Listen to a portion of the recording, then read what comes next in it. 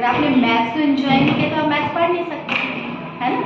तो मैथ्स को अगर पढ़ना है तो आप मैथ्स को एंजॉय करना सीखो and you need to learn each and everything, ठीक है। ऐसा नहीं होगा कि मैथ्स में सिर्फ मैथ्स हो। बेटा can you go outside, we will talk after 10 minutes, okay. Maths में अगर आपको पढ़ना है तो क्या करोगे कि हर चीज को, अगर आप कोई भी क्वेश्चन अगर आपको करना है तो उसका एक एक वर्ड आपको मीनिंग उसका पता होना चाहिए, ठीक है।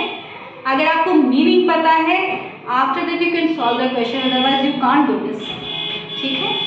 फर्स्ट लाइन, आप एक एक लाइन को हम लेते हैं। देखो क्या कह रहा है, द प्रीफिक्स। अब प्रीफिक्स क्या है बेटा, उपसर्ग होता है, ठीक है।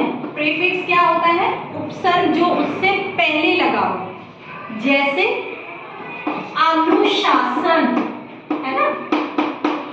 तो शासन से पहले क्या लगा हुआ है, अनु, ये आपका उपसर्ग है, समझे। इसी टाइप से प्रत्यय होता है वो, ठीक है।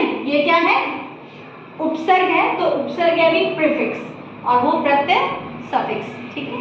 हमें किसकी बात कर रही है, उपसर्ग की जो आगे लगा, ठीक है। अब कैसे इसमें डिनोट करेंगे, the prefix used to denote the place value of 1000, place value of 1000 when metre is taken as basic unit. अब हमारे पास सीरीज बनाई है, सबसे पहले आपके पास क्या होता है, मिलीमीटर, ठीक है। फिर क्या आता है आपका, क्या होता है, सेंटीमीटर, फिर डेसीमीटर, फिर मीटर, फिर डेकामीटर, फिर हेक्टामीटर और फिर किलोमीटर। अब वो क्या कह रहे हैं कि आपको बेसिक यूनिट क्या लेनी है बेटा, बेसिक यूनिट आपको क्या लेनी है, मीटर।